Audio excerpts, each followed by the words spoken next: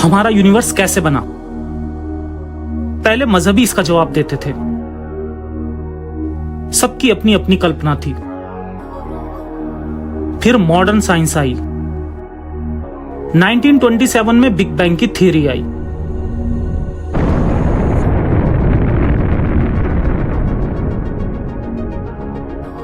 शुरू में कुछ साइंटिस्ट इससे सहमत नहीं थे, फिर सबूत मिलते गए। अब बिग बैंग थ्योरी प्रूवन और एस्टैब्लिश्ड है।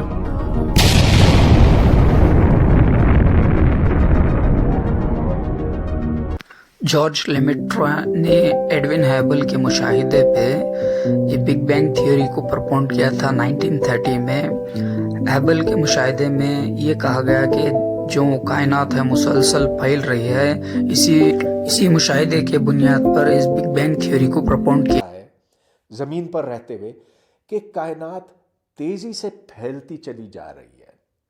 ये मुशाहिदा एक अमेरिकन माहिर फलकियात एडविन हबल का है। तकरीबन 100 साल पहले हबल दूर की कहकशाओं को अपनी दूरबीन की मदद से देख रहा था।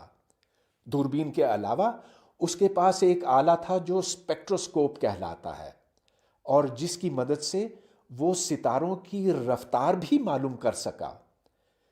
ये रफ्तार मालूम करने का तरीका वही था, वही फिजिक्स के उसूल इसमें इस्तेमाल हुए जिससे हम आज चलती हुई गाड़ियों की रफ्तार मालूम करते हैं। हबल का मुशाहिदा इंतहाई दिलचस्प था। उसने मालूम किया कि वो कहकशाएं जो आसमान के उस तरफ हैं या जो उस तरफ हैं, वो सब हमसे दूर होती चली जा रही हैं। अल्हम्दुलिल्लाह, इसको कुरान में चैप्टर नंबर 51 वर्स नंबर 47 में फरमाया है कि हमने अपनी ताकत से कायनात को पैदा किया और उसको मुसलसल फैला रहे हैं। जब सच को झुटलाना मुश्किल हो गया, तब जाकिर नाइक जैसों ने कुरान से बिग बैंग निकाल दिया। कुरान से बिग बैंग निकाला नहीं गया है, बल्कि कुरान से बिग बैंग लिया गया है। यानी अल्लाह ताला ने कुरान में तफसील के साथ सूरह नंबर 21 आयत 30 में फरमा रहा है कि हम क्या आपने नहीं देखा, हमने आसमान और जमीन को किस तरह से जुदा किया। भी फक्र से कहते हैं कि कुरान में बिग बैंग के बारे में लिखा है।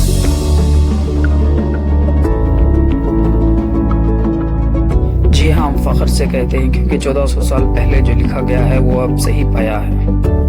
तो आइए कुरान में बिग बैंग ढूंढते हैं। कुरान सूरह 21 आयत 30। क्या काफिरों ने नहीं देखा? धरती आसमान मिले हुए थे, फिर हमने उन्हें जुदा किया। कुरान की इसी आयत को बिग बैंग से जोड़ा जाता है, लेकिन ये आसमान क्या है?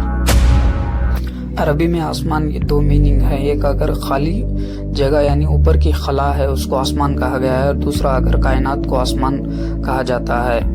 जैसा कि सूरह नंबर 40 वर्ष नंबर 11 में फरमाया कि हमने आसमान की तरफ देखा जो धुआं था। मतलब ये हुआ कि जो ऊपर की जो तरफ है उसको आसमान कहा गया और दूसरा अगर कायनात को आसमान कहा गया है। अगर खाली जगह को आसमान कहा जाए तो धरती अब भी आसमान से जुड़ी हुई है, बल्कि धरती आसमान के खाली जगह को अरबी में लामहसून कहा जाता है। जैसा कि सूरह नंबर 50 आया नंबर 40 में फरमाया है। सूरज मंडल मतलब सोलर सिस्टम है, इसमें धरती को देखिए, क्या ये आसमान से जुड़ी हुई नहीं है? धरती के हर तरफ आसमान है। धरती आसमान के अंदर है तो अल्लाह ने जुदा क्या किया था?